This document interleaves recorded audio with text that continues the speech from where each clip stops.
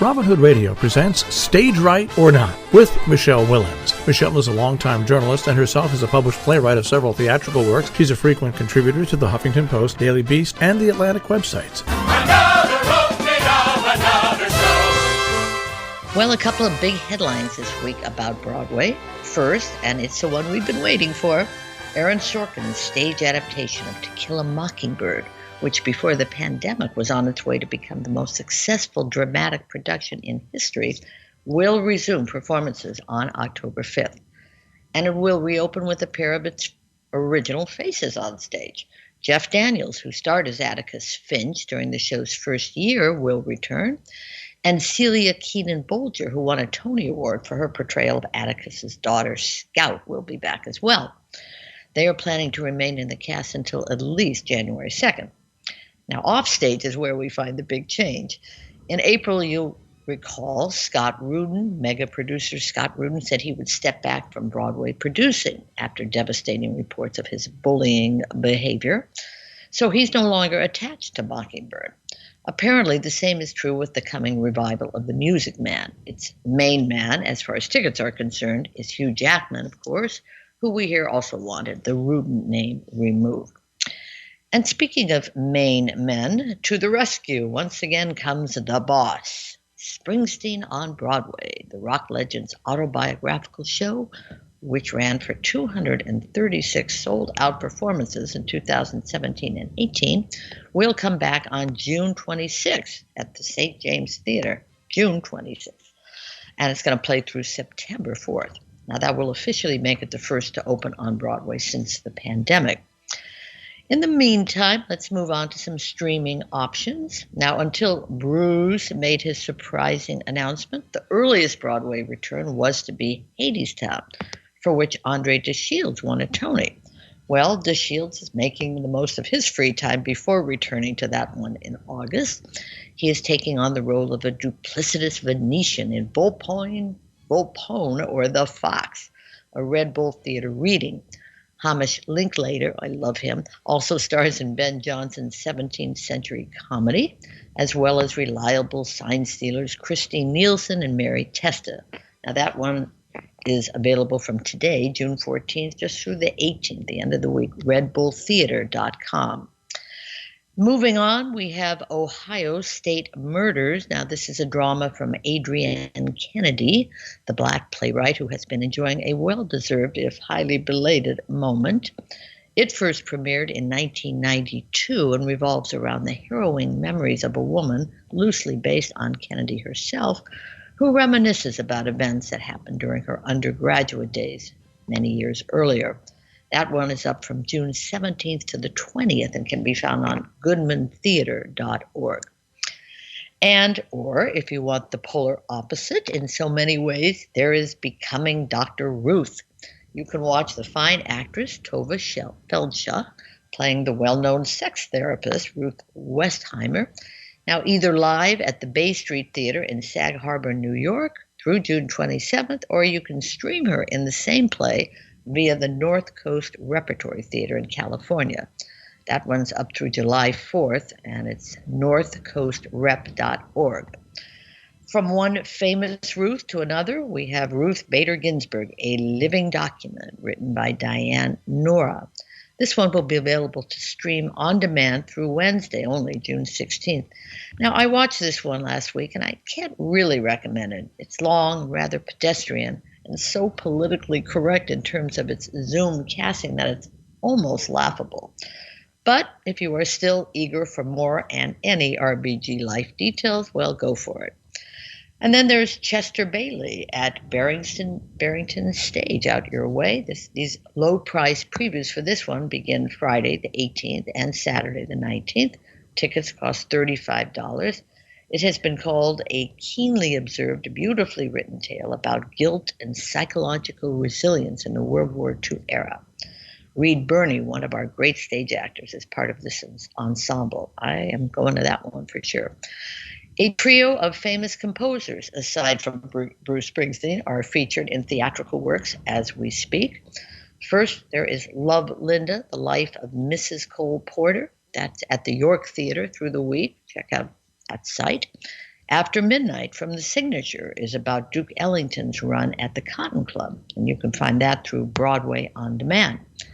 And lucky you again, the Barrington Stage is offering Who Could Ask for Anything More? The Songs of George Gershwin. Well, it's hard to ask for more than that. Now, it seems I've been plugging puppets every week. Well, here's another. Yep, this one is called Bill's 44th, a puppet play for grown-ups about a birthday party whose guests fail to appear. With his bald papier-mâché head and thick Tom Selleck mustache, Bill is not, we are told, the suavest of men. He is, however, endearing. Bill's 44th had a brief live run last week at Dixon Place and is now streaming on demand via dixonplace.org. And from the Public Theater comes this tease. At the center of an empty space is a small table bisected by glass. You sit at the table opposite a stranger with a stack of note cards and a set of instructions to guide you. What will come from this private piece of theater? Well, are you intrigued yet? That's the Public's promo for 1,000 Ways an Encounter, and it's live, as in live. Is this theater? Asked the New York Times. Well, not in the usual sense, perhaps. But the critic noted that the script has a solid structure and text and ultimately offers a collective experience. Now, I am not in New York at this time, but if I were, I'd like to think I would have the nerve to go for that one. Finally, another bit of this week's theater news. Well, congratulations to Katori Hall, who has told multiple complex stories about Black life in America, both on stage and on screen. Well, she just won the Pulitzer Prize for Drama for The Hot Wing King, a family dramedy that centers on a man's quest to make award-winning chicken wings amid personal conflict. That off-Broadway play was produced last year by the Pershing Square Signature Theater, where it had a truncated run due to COVID. And so things are picking up. Thursday, I attend my first live play, which coincidentally also started at the Signature. I think that's my third plug for that one this week. The production, called Octoroon, is at the Fountain Theater in Hollywood, specifically in its parking lot. It's already sold out much of its run, I'm told. So I guess, Jill, I'm not the only one anxious to get back to business.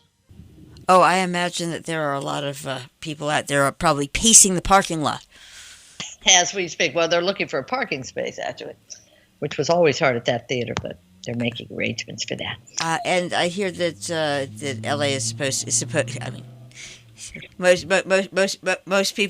people are open except for the diehards who are going to be celebrating COVID for the next 5 or 6 years. So I hear that. I'm pretty sure that you'll be fighting over parking spaces, but you'll be able to go and sit in an auditorium very soon. Oh, it starts officially tomorrow, June 15th. Everything theoretically opens up. That means the Dodger Stadium, Hollywood Bowl's already been open.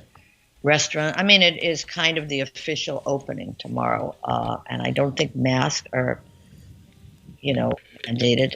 No, it's. They say this is it. So we shall see. We've all gone up and down a few times, but. Well, we'll see. But what we will see is how quickly, and this is going to be interesting, and I would love it if you can follow it, because, again, it's a little on the inside baseball side, but how long does it take for people to get, rehearsed and ready after 15 months? I'm thinking of when you ground all aircraft, you shouldn't really expect your flight next day to be on time, and I am wondering how long it's going to take. Zoom is wonderful, but your own, having to interact with others and observing cues, and I'm not talking about literal cues. I'm talking more about, it's like, okay, like I've gone up, I've lost my lines cues, stuff like that is a whole other thing. And, human interaction, something to really look forward to. I agree. And it's fascinating when you think of actors coming back, like Jeff Daniels coming back to To Kill a Mockingbird. He hasn't done it for 2 years, Right. So how long do you have to, how long do you have to, how much rehearsal? Exactly. And, remember your lines, or is it like starting fresh? Does it all come back to you? I don't know. He's done a lot of stuff in between that Atticus Finch and this Atticus Finch. Fascinating stuff. Some of the actors for that I know are not coming back because they live across country, and I think they're trying to stick with people who are already in New York in the cast. The big question are audiences. But listen, I keep hearing the tickets are selling. We'll see. I think a real good test will be Springsteen. I know that's not a typical play per se, but it's sold out, every single show for whatever it played a full year. And I'll be curious because these are not cheap tickets. I think they're a little less expensive than last time. But, that'll be a test. All these things are tests, are people ready? I think so. It feels that way to me, too. Stage Right or Not with Michele Willens, produced in the studios of Robin Hood Radio, robinhoodradio.com.